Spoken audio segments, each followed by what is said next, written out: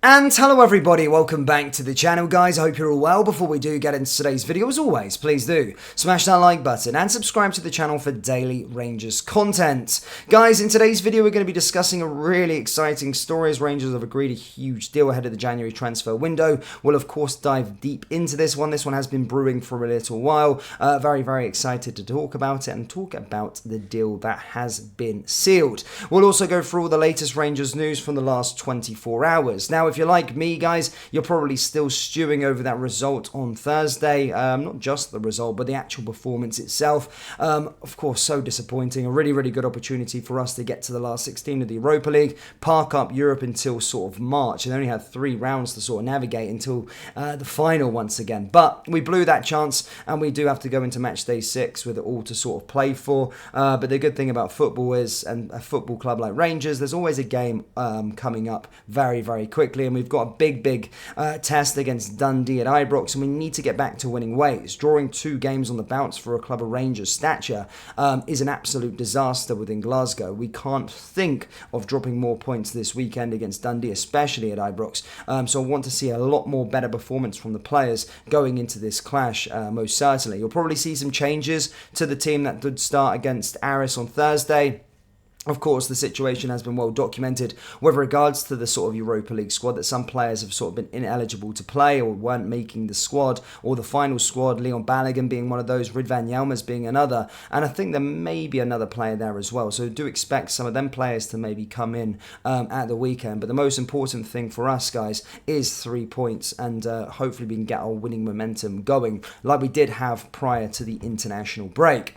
Now, guys, basically, look, Rangers fans always make their feelings clear when Ibrox is packed and the players aren't performing to the standards that the jersey upholds. And basically, Baris just basically came out and spoke about it and said it doesn't affect him. This is what he said. Obviously, this is Europe and it's hard because all the teams we're playing are good. Aris were also a good team, but to talk about what we should have done better or not is hard. We'll analyse the game and then talk in the dressing room all together on what we can improve on. Listen, I've been here for almost 6 years. I'm used to this. I agree that we've been a little bit nervous in some moments and maybe didn't go to the right passes. We need to analyse and be calm or more calm in this situation and make some better passes, especially in the final third, and then punish the opponent. Then it'll be much easier for us to play if we can score 1 or 2 goals earlier. We didn't do that on Thursday night. There was some good play. I think we played some good teams in this group, and I think we need to stay positive and move forward. As you can see now, everything is open. We have secured Europe after Christmas for sure, but obviously we want to be in the Europa League, so we're going to Seville to play against Real Betis. They are a tough opponent and it will be hard for sure, but we believe in ourselves that we can go and do it. Baris then went on to add, I don't think it's been missing in the last few games, maybe in some parts on Thursday night and in the last league game, but listen, things cannot change in one night or 2 or 3 weeks. I think we've shown some good football in the last few weeks. We've shown high intensity press and we ran much more things together, but as I said, you cannot have a magic thing where it will just go in one night. We will need to work and focus on ourselves. That's the most important thing. There have been cheap goals, I agree, but we need to work and focus on things we can improve. There are a lot of things we can improve, but as I said, it cannot happen in 2 days or even 2 weeks. We need to work, and that's the process. So Baris sort of responding to sort of the criticism in regards to the team, said it doesn't really affect him in regards to the boos and the jeers and all those sort of things at Ibrox, and basically stated that the players are focused on the job at hand. So we'll see, of course, on Sunday, Mr. Baris, if that's the case, because a win is imperative. Otherwise, I can't imagine what the scenes will be like. Now, into the main topic of today's video, guys. Rangers have agreed a huge deal. Yes, we brought to you recently, a couple of weeks ago, that Rangers were close to finalising the appointment of a new sporting director, something that is imperative at this football club and something that we've not really got right in recent years. Yes, we had Ross Wilson. Yes, he made a few good footballing decisions with regards to the playing squad, but ultimately it hasn't been good enough from our side of things. We heard in the sort of AGM that Rangers do want to focus on that final pillar. and have more of a consistent run through of players that are good, and then they can be sold for large amounts of profit. In recent sort of summers, we've not really seen that. We've had one or two big sales here and there, Calvin Bassey, Nathan Patterson, but there is no sort of conveyor belt that you see at sort of clubs like Ajax, Benfica, and even, it pains me to say, even Celtic. Celtic have actually got a real good trading model, and that's something that we do need to try and amend going forward. Now, the hope is with this new director that has been appointed, he has come from PSV Eindhoven, and as I said, Rangers yesterday announced the appointment of the sporting director. This is what they had to say on their website. Rangers are today delighted to announce and confirm the completion of the men's football board with the appointment of Niels Koppen from PSV Eindhoven as the director of football recruitment, subject to recent receipt of a work permit.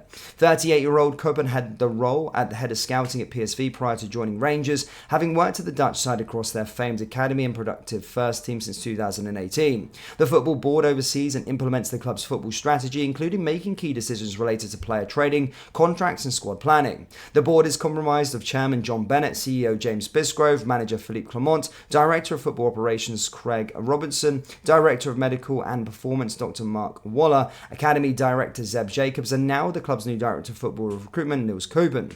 Koppen will begin his role with Rangers on 2nd of January and will be tasked in ensuring the club have a thriving player trading model and leading the recently revamped scouting setup at the Rangers Training Centre. Speaking upon his appointment, Koppen commented, "I'm delighted to be joining such a prestigious club like Rangers and what is a crucial role for the club's forward strategy. The chairman and CEO are both clear in recent times our player trading model has to function better and on a more regular basis. I look forward to working with the scouting team already here at the club to ensure we reach our goals in the coming years." Rangers are also pleased to confirm the appointment of Tom Taylor as the club's new head of performance. Working closely with manager Dr. Mark Waller and the first team squad, Taylor will join the Light Blues on December 22nd from Premier League side Brighton and Hove Albion. So there you go, guys. An announcement that you've been wanting to hear for a very, very long time. Very, very imperative that we got this done before the January transfer window. And as I said, hopefully things can start to emerge with regards to actual recruitment. We have a direction, a clear path of what we're actually going to get in the transfer window. Because recently we've literally just been getting absolute duds. Look at the playing squad, for example, right now. But as I said, do I know too much about him? No. I'm not really a football geek in terms of I look at people's directors of footballs at other clubs. But if you want to look at the body of work he's done, if he's been the head of recruitment at PSV, they've currently got a really, really good playing squad first and foremost. You would have seen it when we played them in the Champions League. They're currently top of the Eredivisie and they have been sort of building this squad. They've got a conveyor belt of talent in recent summer season. They've sold sort of Cody Gakpo. They sold a Xavi Simons. They've also come in through the academy as well. So again, an exciting one. Yes, he's come from PSV, and if you want to look at a body of work since 2018, then it's been very, very positive. That's all I really know at this moment in time with regards to it. But certainly something that we needed to get right, and hopefully, as I said, he can do a good job for the football club going forward. But Rangers fans, do let me know your thoughts on the appointment of the new director of football down there in the comment section below. That brings us to the end of today's video. As always, please do smash that like button and subscribe to the channel for daily Rangers content. Thank you, and I'll see you all next time. Take care. Peace.